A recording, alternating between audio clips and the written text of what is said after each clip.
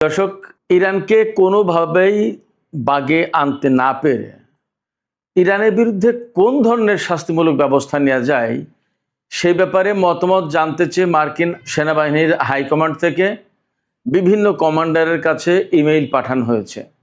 এখানে মতামত চাওয়া হয়েছে কোন ধরনের আনকনভেনশনাল পদ্ধতিতে ইরানকে শাস্তি দেওয়া যায়। এর মানে কি পেছনে পরমাণু হামলার কথা লুকিয়ে আছে কিনা। এদিকে ইরানের দক্ষিণাঞ্চল দিয়ে যাতে মার্কিন বাহিনী বা ইসরায়েলি বাহিনী ইরানে কোনো রকমের স্থল অভিযান চালাতে না পারে সে ব্যাপারে ইরানের আইআরজিসি স্থল মহড়া চালিয়েছে এবং এই মহড়ায় নতুন আসা অস্ত্র ব্যবহার করা হয়েছে। এই নতুন আসা অস্ত্র মানে কি সেটার একটা ব্যাখ্যা প্রয়োজন।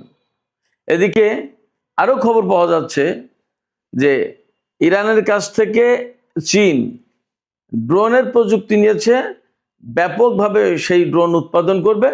বিনিময়ে ইরানকে চীন যুদ্ধ বিমান এবং বিভিন্ন ধরনের অস্ত্র সামগ্রী দিচ্ছে। তার মানে কি? চীন বলছে তারা ইরানকে অস্ত্র দিচ্ছে না, আমেরিকা অভিযোগ করছে। বাস্তবতা কি? এদিকে গত 24 ঘন্টায় সৌদি আরবের পররাষ্ট্রমন্ত্রী দুইবার ইরানের পররাষ্ট্রমন্ত্রীর কাছে ফোন করেছেন।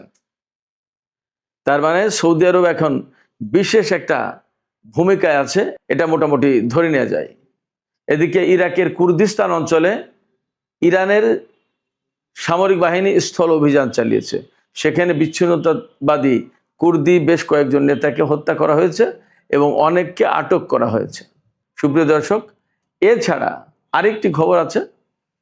আমেরিকার ওয়াশিংটন স্টেটে অঙ্গরাজ্যে ভয়াবহ দাবানলের সৃষ্টি হয়েছে। সেই দাবানলে 600-র বেশি ঘরবাড়ি পুড়ে গেছে। মনে হচ্ছে যেন কয়েকশো ক্ষেপণাস্ত্র নিক্ষেপ করা হয়েছে ওই অঞ্চলে। সুপ্রিয় দর্শক, এই বিষয়গুলো নিয়ে এখনকার আলোচনা। আশা করি ভালো লাগবে এবং আপনারা শেষ পর্যন্ত সঙ্গে থাকবেন। আর ভিডিও যদি ভালো লাগে তাহলে লাইক, কমেন্ট, শেয়ার করবেন এবং চ্যানেলটি সাবস্ক্রাইব করে সাথেই থাকবেন। দর্শক, চলুন আমরা বিস্তারিত আলোচনা করি। দর্শক, প্রথমে বলছিলাম ইরানকে বাগে আনতে পারছেন না আমেরিকা। আপনারা তো সবাই দেখছেন আজকে 5 মাসের বেশি হয়ে গেছে ইরানের বিরুদ্ধে যুদ্ধ করছে ইসরায়েল এবং আমেরিকা। যেখানে একাই ইসরায়েলের বিরুদ্ধেই যুদ্ধ করার সাহস অনেকে দেখায় না, আর আমেরিকার দিকে তো স্যালুট মেরে চলে, সবাই সালাম দিয়ে চলে। যুদ্ধ করা তো পরে কথা, এ চিন্তাও করে না। সেই জায়গায় ইরান, আমেরিকা এবং ইসরায়েল যৌথ বাহিনীর বিরুদ্ধে লড়াই করছে আজ 5 মাসের বেশি সময়। বাস্তবতা হচ্ছে আজ পর্যন্ত আমেরিকা বা ইসরায়েল ইরানকে এমন কোনো পজিশনে নিয়ে যেতে পারেনি যেখান থেকে ইরানের পরাজয় স্পষ্ট হয়ে ওঠে, অথবা তারা সারেন্ডার করে, অথবা তাদের দাবি মেনে নিয়ে চুক্তি করতে বাধ্য হয়। এগুলো তো ঘটেইনি, বরং এমনও তারা করতে পারছে না যে চুক্তির জন্য তারা অনেক চাপাচাপি করছে, অনেক দেশের লোকজনকে ডিপ্লোম্যাটিক প্রসেসে যুক্ত করেছে। বাট ইরান বলছে no no no discussion with USA. কোনো আলোচনা আমেরিকার সাথে হবে না এবং কোনো চুক্তি হবে না। কারণ চুক্তি তারা করবে ফর দ্য টাইম বিং, তারা বিশ্বের সুবিধা নেবে, আবার চুক্তি ভাঙবে। এই চুক্তি ভাঙার সুযোগ আর আমরা তাদেরকে দেব না। এখন চুক্তি করার সুযোগ না, চুক্তি ভাঙার সুযোগ দিতে চায় না আমেরিকাকে ইরান। এটা ইরানের অবস্থান এবং সেই কারণে খুব ক্যাটাগরিক্যালি পরিষ্কার করে বলা হয়েছে ইরানের পররাষ্ট্র মন্ত্রণালয় থেকে যে হরমুজ প্রণালী নিয়েও ওমানের সাথে যে আলোচনা চলছে, এই আলোচনাটা বেসিক্যালি ওমান এবং ইরানের মধ্যকার আলোচনা। এই আলোচনায় আমেরিকার কোনো স্থান নেই, আমেরিকার কোনো পর্ষ নেই, কোনো অংশ নেই তার। অর্থাৎ এই আলোচনার মধ্য দিয়ে এমন কোনো খবর যদি কেউ দিতে চায় যে হরমুজ প্রণালী খুলে দিয়েছে, এখন সবাই চলাচল করতে পারবে, আমেরিকার জন্য হরমুজ প্রণালী খোলা, এই সমস্ত না, শুধু ইরান এবং ওমানের ব্যাপার। আমি দুপুরে ভিডিওতে বলেছি ইরান এবং ওমানের ব্যাপারটা কি। যাই হোক, সেক্ষেত্রে ইরানকে কোনো মতেই তারা বাগে আনতে পারছে না। পরমাণু কর্মসূচি, না সরকার পরিবর্তন, না ক্ষেপণাস্ত্র কর্মসূচি, কোনো কিছুই না। এখন যেটা একদম টোটালি তাদের এজেন্ডার বাইরে ছিল সেটা এখন মূল এজেন্ডা হয়ে দাঁড়িয়েছে হরমুজ প্রণালী, সেই হরমুজ প্রণালী খুলে দেবে, এই ব্যাপারে আলোচনা করতে ডাকে, ইরান বলে নো আলোচনা, কোনো আলোচনা নেই। এই জায়গায় আমেরিকা ভয়ঙ্কর মুশকিলে পড়ে গেছে। তারা সব রকমের যুদ্ধের ট্যাকটিক্স কৌশল তারা অবলম্বন করে ইরানের উপর হামলা চালিয়েছে। এখন তাদের হাতে অস্ত্রও কমে গেছে এবং তাদের হাতে কৌশলের আর নতুন কিছু নেই। এই পরিস্থিতিতে আমেরিকার সামরিক বাহিনীর হাই কমান্ড থেকে বলা হয়েছে নিচের কমান্ডারদেরকে, বিভিন্ন সেনা কর্মকর্তাদের কাছে ইমেইল পাঠানো হয়েছে যে ইরানের বিরুদ্ধে কোন কৌশলে যুদ্ধ করলে তাকে শাস্তিটা দেওয়া যায়, তাকে বাধ্য করা যায় চুক্তি করতে, কি করা যায় বলুন, সবাই মতামত দিন। মানে ওপেন, মানে অনেকটা সামরিক বাহিনীর ভেতরে ওপেনলি মতামত নেওয়া হচ্ছে। এই বিষয়ে একদম মার্কিন সিএনএন-এ খবর দেওয়া হয়েছে। এটা আমি বানিয়ে বলছি না, মার্কিন টেলিভিশন চ্যানেল সিএনএন তার যে ওয়েবসাইট, সেই ওয়েবসাইটে খবরটা আমি দেখলাম। সেখানে বলা হচ্ছে কোনো সেনা কর্মকর্তা বলেছেন, মন্তব্য করেছেন যে এই ধরনের মতামত নেওয়ার ঘটনা একটা নজিরবিহীন ঘটনা, এর আগে কখনো এরকম হয়নি। তার মানে আমেরিকা যেখানে যায় সেখানে তো বোমা মেরে উড়িয়ে দিয়ে সব সাফ করে দেয়, ব্যাস দখল, ক্লিয়ার। ইরানের মতো এরকম গ্যাড়াকলে তো পড়েনি কোনো জায়গায়, যার কারণে এই ধরনের মতামত নেওয়ার আর প্রয়োজন হয়নি তখন। এখন ডোনাল্ড ট্রাম্প, পেন্টাগন, যুদ্ধমন্ত্রী পিট হেগসেথ সবাই কিন্তু তাদের কৌশল মতো, মার্কিন সেনা কমান্ডাররা তাদের সবাই তাদের কৌশল মতো ইরানের বিরুদ্ধে যুদ্ধ করেছে, কিন্তু লাভ কিছু হয়নি। এ পর্যন্ত তারা ইরানকে এমন পর্যায়ে নিতে পারেনি যেখান থেকে ইরান বলতে বাধ্য হয় যে ঠিক আছে, আসুন আমরা আলোচনা করি এবং আমরা একটা চুক্তি করি। ভয়াবহ বিপদে পড়েছে আমেরিকা। তারা বিপদে পড়েছে, তারা হামলা চালাতে গিয়ে হামলা থামিয়েছে, কিন্তু এর মানে এই নয় যে আমেরিকা ইরানের বিরুদ্ধে আর হামলা চালাবে না। তারা একদম ভালো হয়ে গেছে বা সমস্ত সবকিছু মিটমাট করে চলে যাচ্ছে, নট দ্যাট। তারা কিন্তু পাকে পাকে আছে। তারা কোন ফাঁকে হামলা চালাতে পারলে ইরানকে পর্যুদস্ত করতে পারে সেই চেষ্টাই করছে, আমি কয়েকদিন আগে থেকে বলে আসছি। এবং সেই কারণে কিন্তু এই যে খোঁজ করা হচ্ছে যে কোন কৌশলে যুদ্ধ করলে, কোনভাবে হামলা করলে তাকে শাস্তি দেওয়া যায়, সেই জন্য তাদের প্ল্যান তারা ঠিকই ঘোরাচ্ছে ফিরাচ্ছে। এটা ইরান খুব ভালোভাবে বোঝে, জানে। সেই জন্য তাদের প্রস্তুতি তো সব আছেই। এপাশে ইরানের যে দক্ষিণ অঞ্চল, উপকূলীয় অঞ্চল যেটা, এই অঞ্চলে মহড়া চালিয়েছে গতকাল পরশু বা আজকে ইরানের সামরিক বাহিনী, আইআরজিসি স্থলবাহিনী। এই মহড়ায় তারা নতুন আসা অস্ত্র ব্যবহার করেছে। এখন এই নতুন আসা অস্ত্র মানে কি? নতুন আসা অস্ত্রের মানে হচ্ছে প্রথম এবং প্রধানত একটা, সেটা হচ্ছে চীন থেকে ইরান বিপুল পরিমাণে অস্ত্র পেয়েছে। এটা মোটামুটি বিপুলভাবে বিভিন্ন সামাজিক মাধ্যমে এসছে। এটা ইরান এবং চীন কারো পক্ষ থেকে বলার কথা না। আমেরিকা অভিযোগ করেছে, চীন নর্মালি অস্বীকার করেছে। বাট যে অস্ত্র এসেছে তার ভিতরে কাঁধে রেখে ফায়ার করা মিসাইল সিস্টেম আছে, এরপরে আরো বিভিন্ন ধরনের অস্ত্র আছে। কোনো জায়গায় এমন বলা হচ্ছে এইরকম ক্ষেপণাস্ত্র এসে পৌঁছেছে চীন এবং রাশিয়া থেকে, যে ক্ষেপণাস্ত্র পরমাণু ওয়ারহেড বহন করতে পারে, এবং তার পরীক্ষা চালিয়েছে ইরান। জানি না সত্য মিথ্যা, নানান খবর বের হয়, যুদ্ধের সময় কত কিছু হয়। এবং সেই ক্ষেপণাস্ত্র ইউরোপের কেন্দ্রস্থল ব্রিটেন এবং আমেরিকা টাচ করতে পারে। সত্য মিথ্যা জানি না, এরকম খবর বলা হচ্ছে। তবে ইরান যে চীন থেকে সাম্প্রতিক সময়ে বিপুল অস্ত্র পেয়েছে কথা সত্য, এবং সেই অস্ত্রগুলোই আইআরজিসি অনেক কিছু ব্যবহার করেছে, মানে সেইগুলো নিয়ে মহড়া দিয়েছে উপকূলীয় অঞ্চলে। তাতে বোঝা যায় যে ইরানও বসে নেই।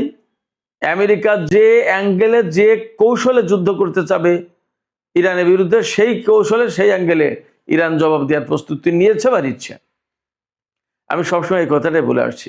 আমি একটা এপিসোড করেছিলাম, নিঃস্বপ্নদের মনে থাকার কথা, যে আমেরিকা যদি ডালে ডালে থাকে তাহলে ইরান থাকে পাতায় পাতায়।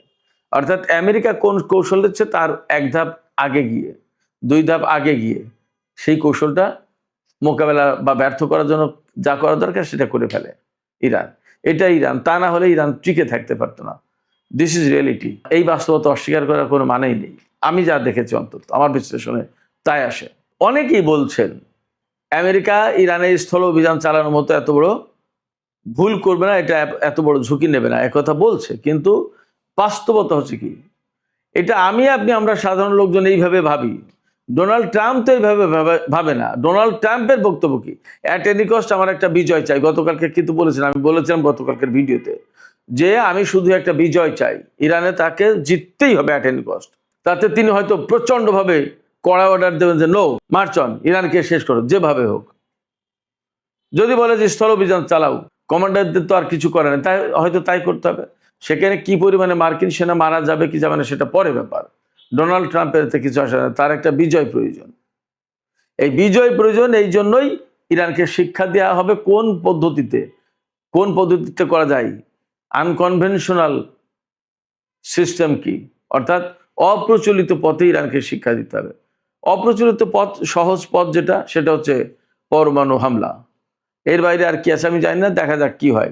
তবে আমেরিকা ইরানের ব্যাপার থেকে হাত গুটিয়ে নিয়েছে, একথা বলার কোনো মানে নেই, কোনো সুযোগ নেই। তারা ইরানের উপর হামলা চালানোর জন্যই নানা রকমের ফন্দি ফিকির করছে। এদিকে আমি আরেকটা খবর বলেছিলাম, ইরাকের কুর্দিস্তান অঞ্চল, ইরান থেকে পশ্চিমে গেলে উত্তর পশ্চিম ইরাকের যে কুর্দিস্তান অঞ্চল, ওই এলাকায় এরবিল এবং সুলাইমানের নামে দুটো এলাকা আছে, সেখানে ম্যাক্সিমাম কুর্দি বসতি। সেই কুর্দিস্তান অঞ্চলে গিয়ে ইরানের বিচ্ছিন্নতাবাদী কুর্দিরা থাকে এবং সেখান থেকে ইরানের বিরুদ্ধে নানা রকম ষড়যন্ত্র করে, বিভিন্ন রকমের অভিযান চালায়, নাশকতা চালায়, নানা কিছু। এরা বেসিক্যালি বিচ্ছিন্নতাবাদী। এই কুর্দিদের বিরুদ্ধে ইরান একেবারে স্থল অভিযান চালিয়েছে ইরাকের ভেতরে, ইরানের সামরিক বাহিনী। তার মানে ইরাক সরকারের একটা সমর্থন ছিল, এটা মোটামুটি ভাবে বুঝতে হবে। তারপরে এই অভিযান চালিয়ে সেখানে 8 জন অন্তত কুর্দি কমান্ডার, বিচ্ছিন্নতাবাদী কমান্ডার, 8 জন কমান্ডার মারা গেছে এবং অনেককে অ্যারেস্ট করেছে, আর অনেক ক্ষয়ক্ষতি হয়েছে। তবে খবরে দাবি করা হয়েছে যে ইরানের একজন সেনা সদস্যও হতাহত হয়নি, একদম খুব সুষ্ঠুভাবে সুন্দরভাবে অভিযান পরিচালনা করতে পেরেছে। এদিকে ইরান এবং আমেরিকার মধ্যে যখন এরকমের প্রচন্ড রকমের উত্তেজনা, অচল অবস্থা, হরমুজ প্রণালী বন্ধ প্রায়, গত রাতেও সেখানে একটা জাহাজে ইরান হামলা চালিয়েছে।